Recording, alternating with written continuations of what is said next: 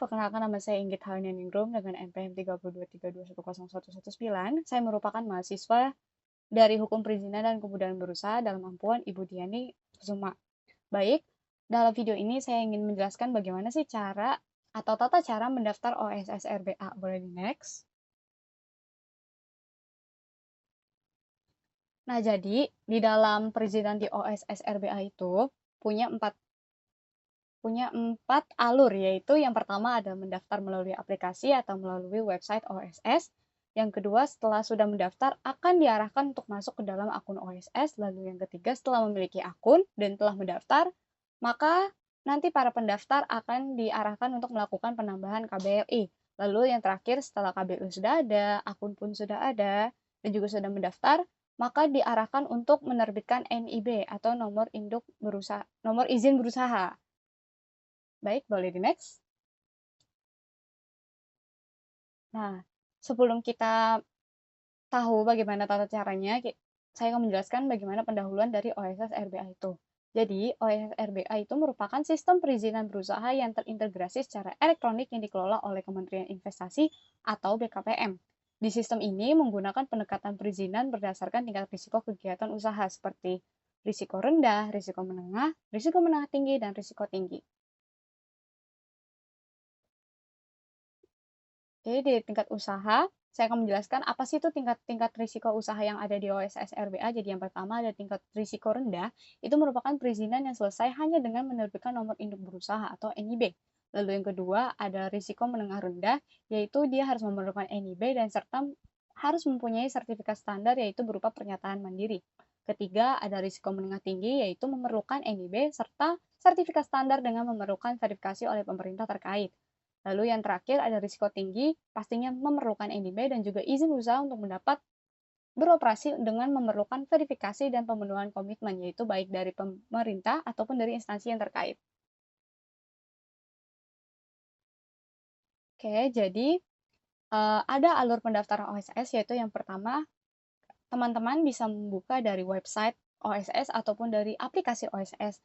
Nanti akan diarahkan untuk ke dalam pendaftaran akun apabila belum punya. Jadi di dalam tampilan ini dari kiri ke kanan, yang pertama itu ada tampilan yang pertama ada verifikasi data, dan itu ada isinya jenis pelaku usaha. Jadi teman-teman harus jelaskan, teman-teman tuh sebagai badan perusahaan kah, badan usaha kah, kantor perwakilan kah, atau badan usaha luar negeri.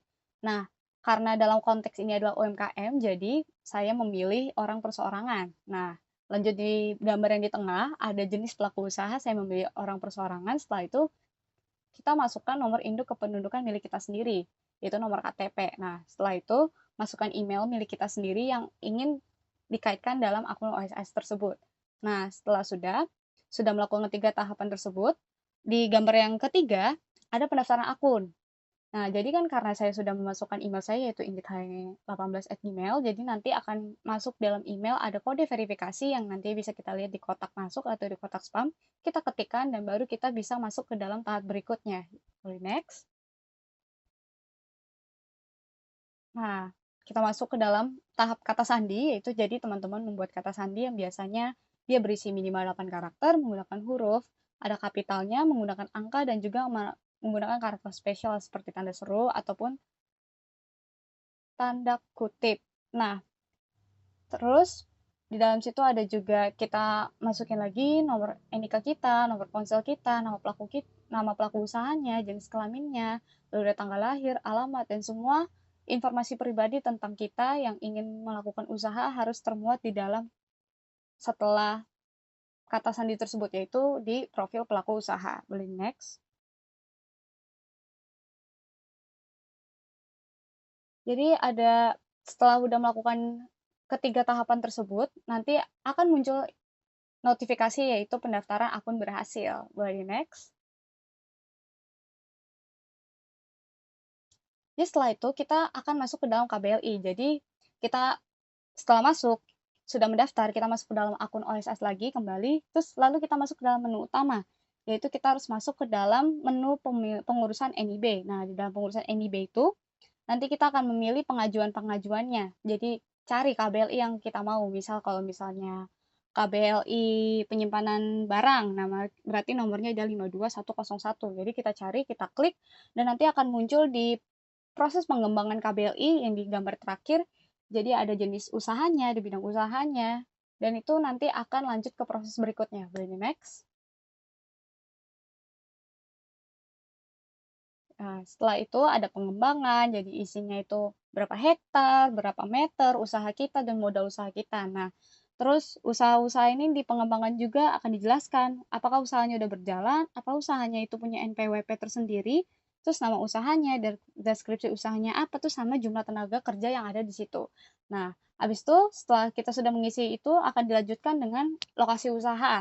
Nah, lokasi usahanya akan lebih jelas lagi, dipaparkan lagi alamatnya, ukuran tempat tokonya, terus lingkar depan dan belakang dari toko usaha tersebut.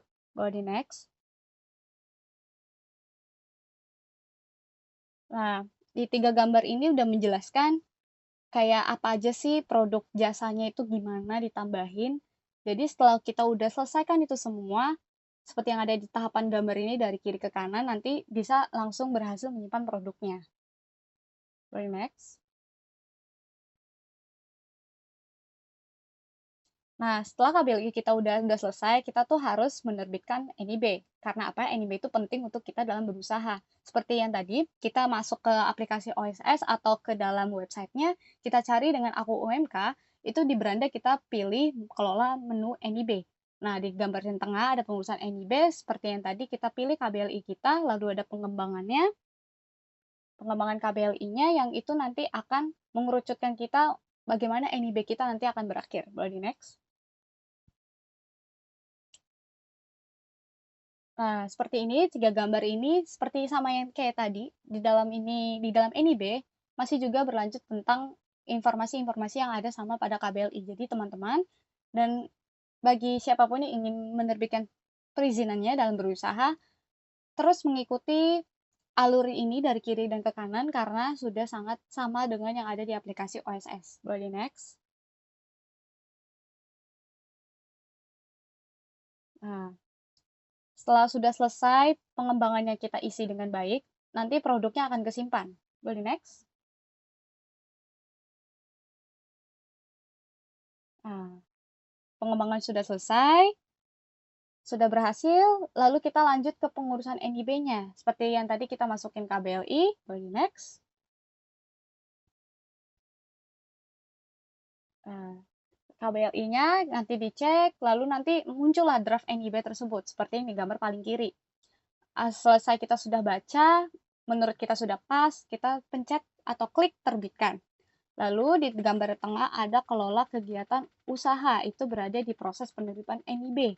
Nanti teman-teman harus lihat, teman-teman harus cek kembali bagaimana ketentuan yang ada di situ. Nah, setelah itu, setelah teman-teman sudah mengecek, ada di detail kegiatan usaha. Nah, nanti dari KBLI, nama usaha, lokasi usaha, serta apapun yang berkaitan dengan usaha teman-teman akan muncul di sana dan teman-teman klik usaha.